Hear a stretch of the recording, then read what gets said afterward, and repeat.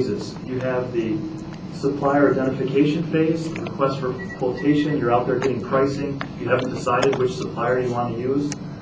There are still some tools you need to implement to avoid knockoffs even at that stage. And then we'll talk about some tools you can use during the actual production phase.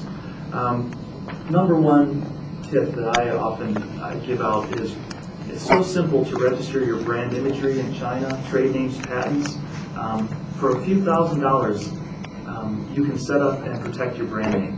What most people don't realize is that someone could come in, and I know that over the course of this week there have been presentations on IPR. Someone could probably spend a few hours, but fundamentally, please realize that China is a first-to-register system rather than first-to-market. So you can have an established brand, even doing business here in China, yet if an adversary realizes that your brand is unprotected and he goes and spends $1,000 US to register it, now he's on the high ground and you face an uphill battle to knock him off.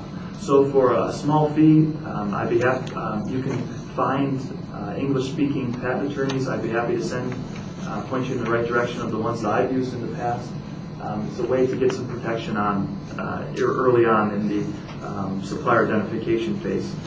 The second issue is, spreading it around. If you have a product that's made of various components and you're asking for a quotation from your suppliers, don't hand over the entire product at once. Perhaps you can give key elements and get a feel for how is the pricing coming back from the potential vendors.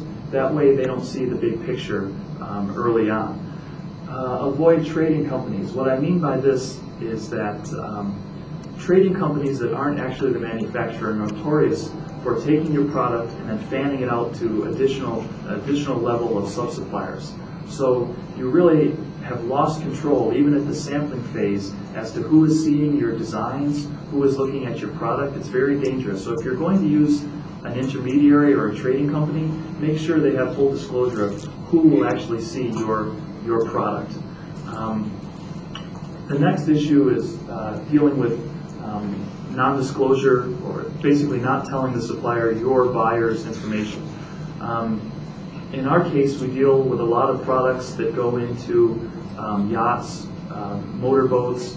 For example, a simple stainless steel piece of hardware might go on a $5 million mega yacht. And that piece of hardware is very straightforward. It needs to pass a certain salt test so it won't corrode. You don't really want to I don't want to tell my suppliers that this $2 part goes on a $1 million boat, or they're going to adjust their pricing structure based on how deep they think my customers' pockets are.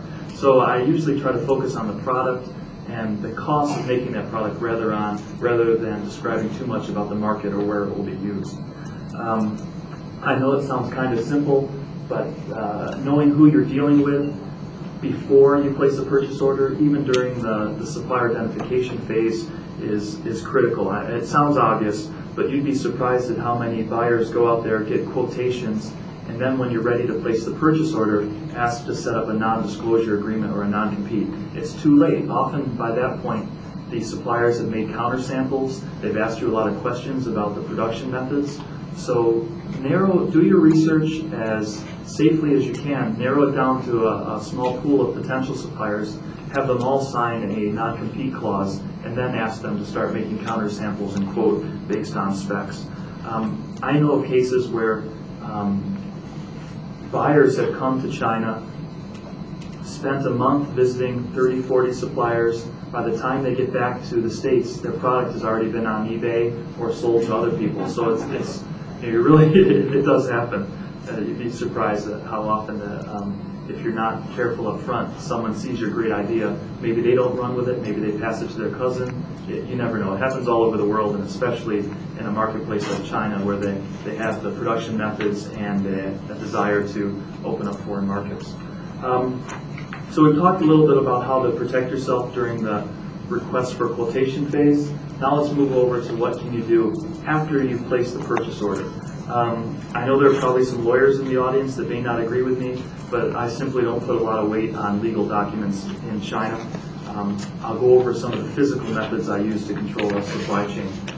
Having said that, it's still a great idea to sign a letter of exclusivity, a non-compete clause. However, you have to be realistic. It's extremely hard as a foreign buyer based overseas to make confirmation of wrongdoing, let alone enforce it in a court of law in China. So don't rely solely on legal documents. Especially as an American, and people from my country tend to come over here and the lawyer draws up a lengthy non-compete clause. I've seen them 30, 40 pages long, very in really thick legalese where as a native speaker of English I have trouble understanding what it is. And then you hand that over to your Chinese supplier. He's so excited that the PO is in his grasp.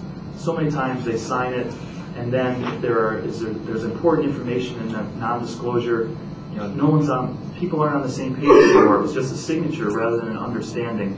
So what I like to do is I've created about a 3-page document that's bilingual, and I've taken many of the large non-disclosures, put it down to what is the core information I want to exchange. It's more like a memo of understanding or a terms of doing business.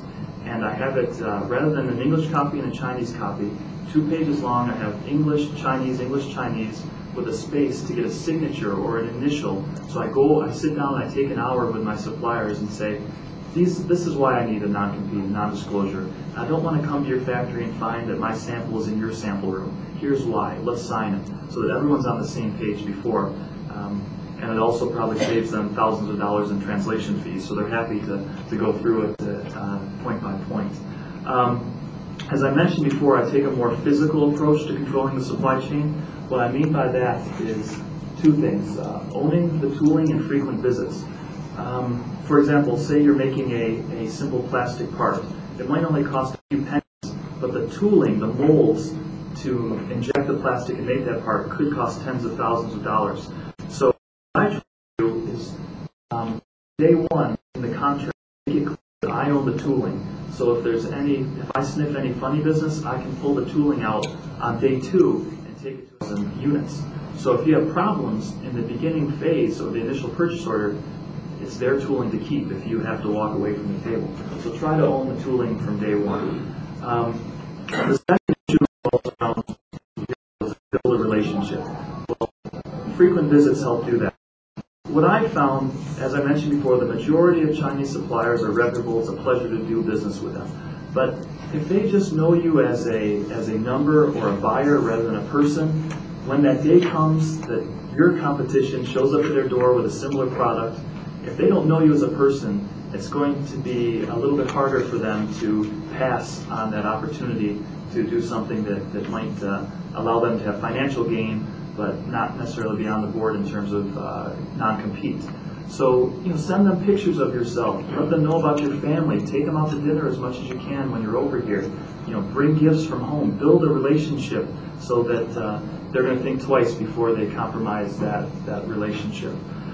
If you don't have the time or energy to come over, you could do a quick internet search and find hundreds of purchasing agents, sourcing agents, not necessarily trading companies, but quality assurance agents that could be your eyes and ears on the ground to help build that daily relationship with the factory.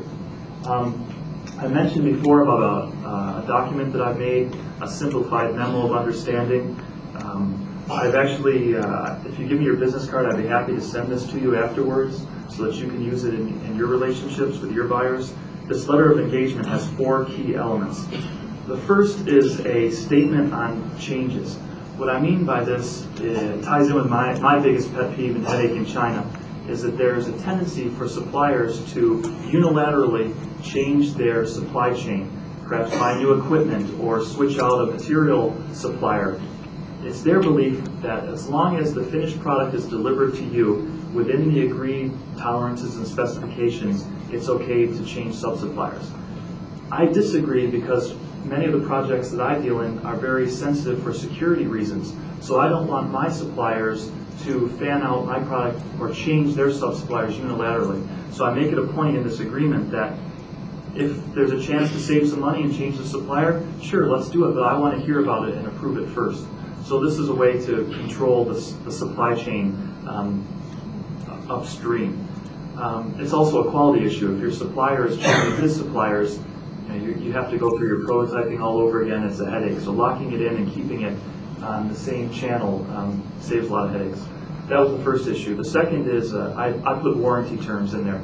There's 4 common disconnects that buyers and sellers have, Chinese suppliers and Western buyers. The first is the supply chain changes. The second are warranty terms. The third is what really does a non-compete clause mean?